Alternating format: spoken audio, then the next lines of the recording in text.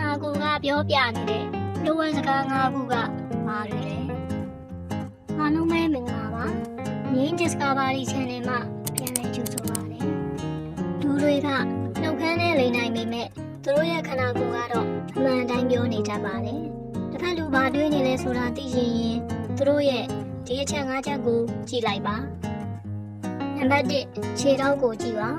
လူတစ်ယောက်ကအသင်ကိုကြည့်ပြီးပြုံးပြနေပေမဲ့သူ့ရဲ့ခြေထောက်ဖျားတွေကတကားဘက်ဒါမှမဟုတ်အခြားဘက်ကိုလှည့်နေရင်သတိထားပါအဲ့ဒီလူက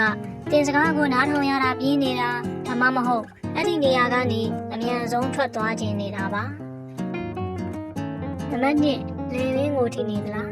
စကားပြောနေရင်တယောက်ယောက်ကသူ့ရဲ့လေရင်းကိုပုတ်တာဒါမှမဟုတ်အင်ကြီးကောလာကိုခဏခဏပြင်းနေရင်သူတစ်ခုခုကိုရမ်းစိတ်ဖိစီးနေတာပါ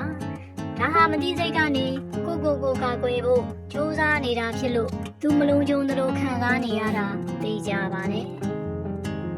နံပါတ်3မျက်တောင်ခတ်နှုံးတာမန်ထပ်ပူပြီးမျက်တောင်ခဏခတ်လာရင်အဲ့ဒီလူကတခုခုကိုစိုးရိမ်နေတာဒါမှမဟုတ်လိန်ပြောဖို့ကြိုးစားနေတာဖြစ်နိုင်ပါတယ်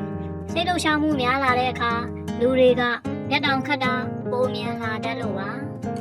နံပါတ်4ပုံတူလိုက်လို့ချင်းတကယ်၍တစ်ဖက်လူကတင်လို့တဲ့ပုံစံအတိုင်းလိုက်လုံနေရင်ဥပမာတင်လက်ပိုက်ရင်သူပါလိုက်ပိုက်တာမျိုးဂုံယူလိုက်ပါဒါဟာသူတင့်ကိုတကယ်သဘောကျနေပြီးတင့်အပေါ်စိတ်ဝင်စားမှုအပြည့်ရှိနေတာကိုပြတာပါနံပါတ်5လက်ပိုက်ထားခြင်းရင်ဘတ်မှာလက်ပိုက်ထားတာဟာယုံကြည်မှုရှိတဲ့ပုံစံလို့အချို့ကထင်ကြပေမဲ့စိတ်ပညာအရဒါဟာမိမိကိုယ်ကိုကာကွယ်ခြင်းလက္ခဏာပါဒါလူပြောတာကိုလက်မခံနိုင်တဲ့အခါဒါမှမဟုတ်စိတ်မလုံးယုံမှုကိုခံစားနေရတဲ့အခါလူတွေဟာခန္ဓာကိုယ်ကိုဒီလိုမျိုးပိတ်ထားတတ်ကြပါတယ်ဒီအချက်တွေထဲကမှဘယ်တစ်ချက်ကိုသင်လို့ကြုံမှုကြသလဲနောက်ထပ်စိတ်ဝင်စားဖို့ကောင်းတဲ့စိတ်ပညာလိုအပ်ချက်တွေကိုသိချင်ရင်တော့ငင်း Discovery Channel လေးကို Subscribe လုပ်ထားဖို့အမေနဲ့အောင်